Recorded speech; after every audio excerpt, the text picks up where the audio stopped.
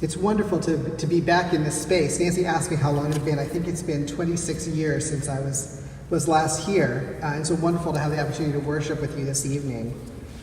When I first joined this church in 1987, there were still no legal protections for LGBTQ people in Massachusetts. AIDS was running unchecked through our community, and the Catholic hierarchy here was doing all in its power to make sure that there was no safer sex education or legal rights for our communities. That changed during the time that I was here, and in the years since then. And I learned so much from our struggles for equality, lessons that I took to other communities where I've served. We were and are a gentle, angry people fighting for our lives. A lot has changed, but a lot is still the same. The sanctuary is certainly different. It was pure white Puritanism when I was here. There was pews, white walls, nothing else. This is quite a boisterous space, and differently than when I was here. The Transgender Day of Remembrance has also begun since that time. As Nancy mentioned, it started 18 years ago, honoring the memory of Rita Hester, an African-American transgender woman who was stabbed to death in her home in Alston. The following year, her murder is still unsolved, and still unsolved today. The community gathered to remember her and the murders of other transgender, genderqueer, non-binary, and other gender-different people. And sadly, every year, the list of the murdered continues to grow. As we gather to commemorate Transgender Day of Remembrance or any of the other anniversaries in which we recall the suffering inflicted upon God's people, we may ask ourselves, where is God in the midst of these tragedies? How are we supposed to understand how acts of violence occur in a world in which God is present? And what are we as God's people meant to do or see or know on such occasions? Transgender people continue to face staggering levels of prejudice and violence around the world. One of the jobs that I had since I left here was working for the National Center for Transgender Discrimination, or National Center for Transgender Equality.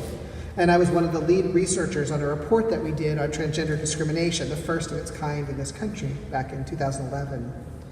We found that among our respondents, nearly a quarter had been fired from their job because of their gender identity, for example. And the rates were much higher among transgender people of color.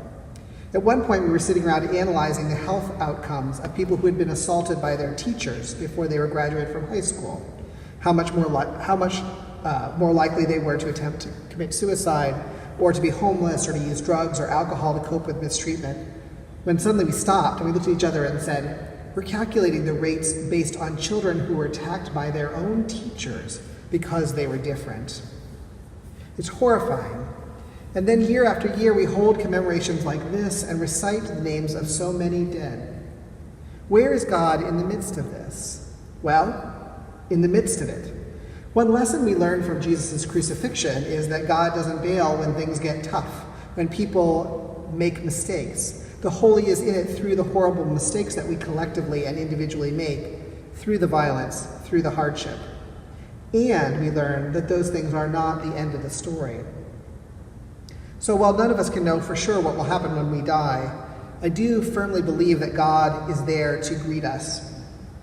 My husband Henry and I live in Tucson, Arizona, and we went recently to the All Souls procession a couple weekends ago, which is their celebration of the Day of the Dead, the Dia de los Muertos. The Mexican tradition that acknowledges that there's a time when the veil between this world and the next world becomes very thin, and it's a time when we can welcome and honor our ancestors. And thousands of people in Tucson walk the streets holding pictures of their loved ones, or they walk along the riverbanks and carrying these photos, and it's very beautiful. And as we were watching this go by, we were standing next to a couple who were in their 80s, and one of them turned to us and said, you know, being here tonight reminds me, I've been thinking a lot about death. You know, she said, at my age, it's something you do. And she said she'd been reading about near-death experiences where people come back to life after their hearts stop. And she said she was overwhelmed by the number of stories in which people simply felt pure love, pure peace in those moments. And she said, you know, I think that's what it's going to be like when I die. And I think she's right. And I want to affirm here tonight that I believe that vision of peacefulness and love, of being surrounded by an overwhelming sense of peacefulness and love, must be even more true for those whose lives end in ways that are neither loving nor peaceful, but violent and hate-filled.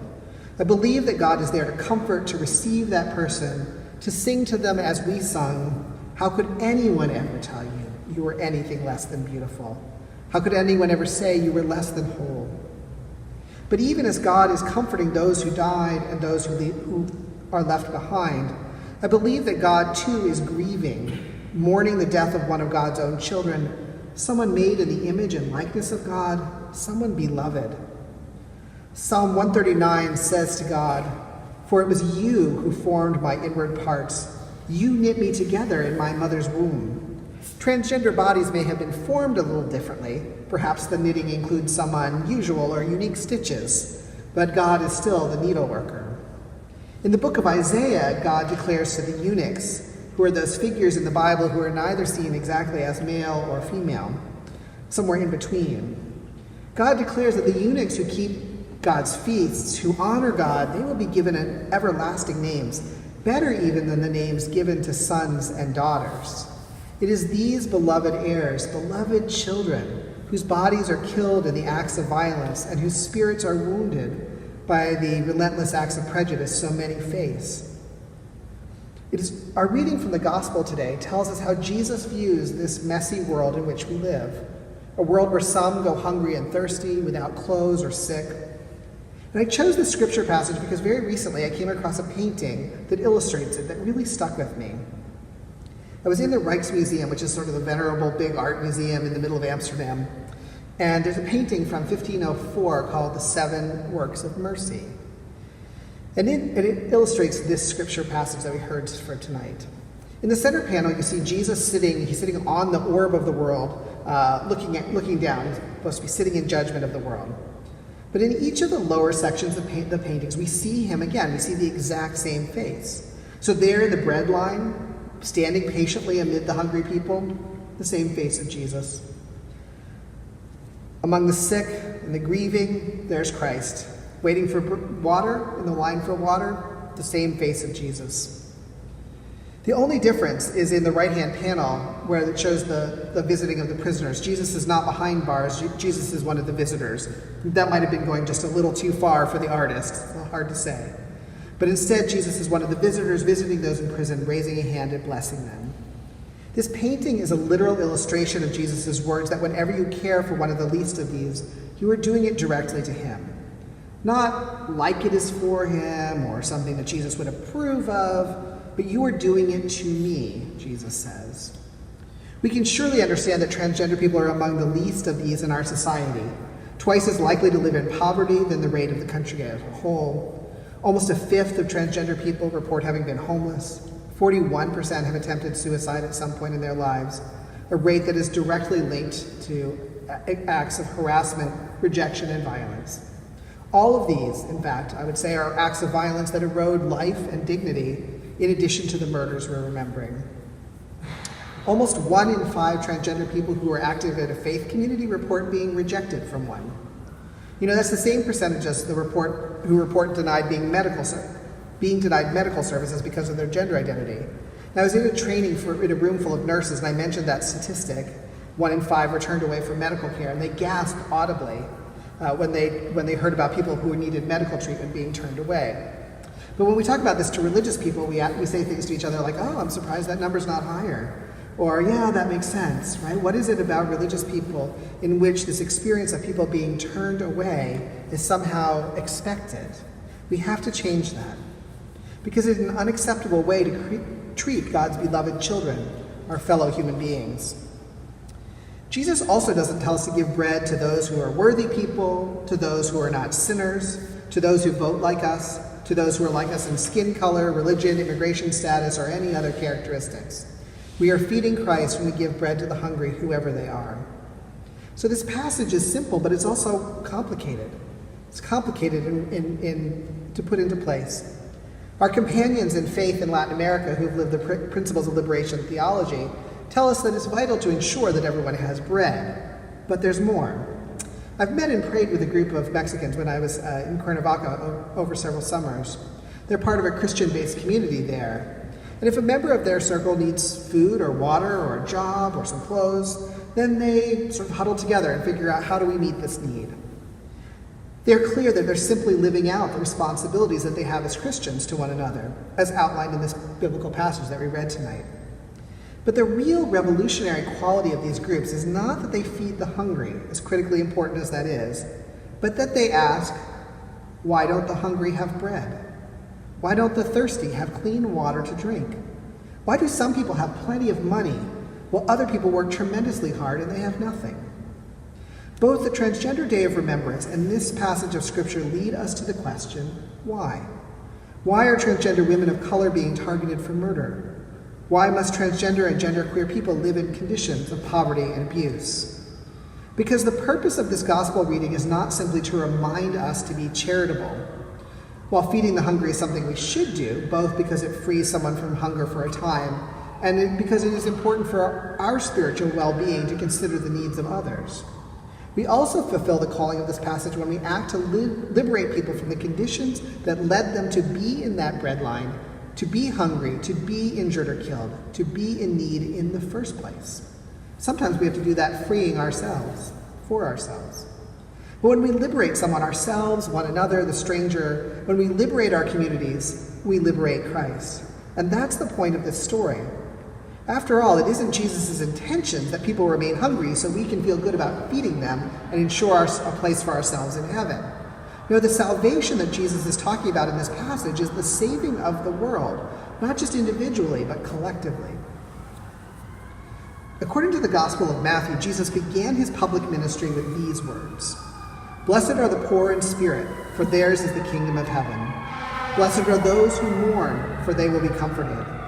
Blessed are the meek, for they will inherit the earth. Blessed are those who hunger and thirst for righteousness, for they will be filled. Blessed are the merciful, for they will receive mercy. Blessed are the pure in heart, for they will see God. Blessed are the peacemakers, for they will be called children of God. Blessed are those who are persecuted for righteousness' sakes, for theirs is the dominion of heaven. Blessed are you when people revile you and persecute you and utter all kinds of evil against you falsely on my account. Rejoice and be glad, for your reward is great in heaven, for in the same way they persecuted the prophets who were before you." So those words are how he begins his public ministry, and he ends his preaching ministry with our gospel passage from today. "Come, you that are blessed by God, inherit the dominion prepared for you from the foundation of the world. For I was hungry, and you gave me food. I was thirsty, you gave me something to drink. I was a stranger, and you welcomed me. I was naked, and you gave me clothing. I was sick, and you took care of me. I was in prison, and you visited me." Jesus starts his ministry laying out the condition that God intends for humanity. Mourners, like we are tonight, will be comforted. The hungry will be filled and experience the abundance of the earth. The merciful will receive mercy, and peacemakers will be blessed as God's own children. This is the world as God envisions it. This is what Jesus is proclaiming at the very beginning of his ministry. A place of peace and plenty, a relational place, an experience in which we are deeply connected to one another and to God. Jesus begins by describing that world. He ends his ministry by telling us how to achieve that world, by being the ones to feed the hungry, to comfort the afflicted, to visit those who are outside of relationship, those who are shut off because they are sick or because they are in prison. Thus, on Transgender Day of Remembrance, we must envision the world the way God intends it, where transgender people are not hungry or isolated because of the rejection of their families, but beloved and cared for, where peace will reign where violence once held sway, where the promises of Isaiah 56 will come to pass, that God will give to the faithful eunuchs, those outside of the gender norms of society, a name better than sons and daughters, an everlasting name, a non-binary one probably at that. It is a world in which we end racism and homophobia and transphobia, not one in which we adapt to living with it. It is God's intention that we live in harmony, in community, in relationship with one another. And we recognize that the way we get to that world is through our efforts, feeding the hungry, clothing those so poor they don't even have a way to cover themselves, by visiting those trapped within the prison industrial complex, however they got there, by caring for the sick. We must mourn and remember, but we also must act for the living. Remember I mentioned that 19% of transgender people who were active in a faith community were asked to leave that community. Well, 43% of those people went on to find an affirming place to worship and believe. That's our kind of faith in practice, that those 43% are joining churches like this one. We need to make it 100% though. or people who are forced out of their religious community, they need to find a welcoming, affirming, spiritual home to turn to. They deserve that, and you can provide that, and you do. We must continue to safeguard the rights of transgender to have access to public spaces, including restrooms. Now, we know that the U.S. has a terribly sinful history of racist segregation, of saying that some of the public can go anywhere they want, while others are limited only to some places. This demeans and diminishes all those who are excluded, whose freedom of movement and very lives are limited by the prejudice of others. It is unacceptable that there are people working right now in Massachusetts to overturn laws that protect transgender people's rights to enjoy the same access to public spaces as all other people in this state. We must question why LGBTQ people in general, and transgender and people of color in particular, continue to be hungry and face poverty at higher rates. Why racism compounds discrimination, bringing an even greater burden on our siblings who are people of color. Why do some people have bread while others do not, when God created an earth capable of feeding all of us in abundance, even in our tremendous and growing numbers? Why is violence running rampant in our streets and our home, targeting the vulnerable like transgender women of color, as well as striking randomly? Our world cries out right now in the midst of a tremendous, overwhelming violence, and we affirm this is not God's way or God's vision for our lives. The good news is that we can do some things about this. We are not hopeless. Jesus is sending us out into the world in this, his final teaching, to transform it, to alter the terms under which people live, that we are to have food and water, clothing and companionship, that we are not alone, but in relationship with one another. We can create a safer world for each other. There can be a different way. Jesus says, "Come, you that are blessed by my God, inherit the dominion prepared for you. For you were hungry, and you gave me food. I was naked, you gave me clothing. I was in prison, and you visited me." And the righteous will answer, "When was it we saw you hungry, and gave you food, or thirsty, or gave you something to drink?" And the ruler will answer them, "Truly I tell you, just as you did it to one of the least of these who are the members of my family, you did it to me." Remember when you gave that sandwich to a homeless veteran? When you offered a cool drink of water to the immigrant on the street that hot day? Remember when you welcomed that transgender woman into your group? When you visited that transgender man in the hospital? When you greeted the non-binary genderqueer person who started working with you and modeled for your coworkers how to use they, them pronouns correctly? Remember when you visited the prisoner? What about when you held the mother of a woman whose transgender daughter had been killed? What about when you affirmed the parents of a young transgender child who asserted her rights to equal treatment in school and society? When you stood up for the vulnerable, the abused, and the violence? How about when you organized a job fair for young transgender women of color? What about when you said no more to violence in my neighborhood? When you stood next to me at a Black Lives Matter protest? When you questioned the system that led to this violence? When you testified before the police commission about the need to end violence? Jesus says, when you did these things to the least of these who are members of my family, you did it to me. Amen.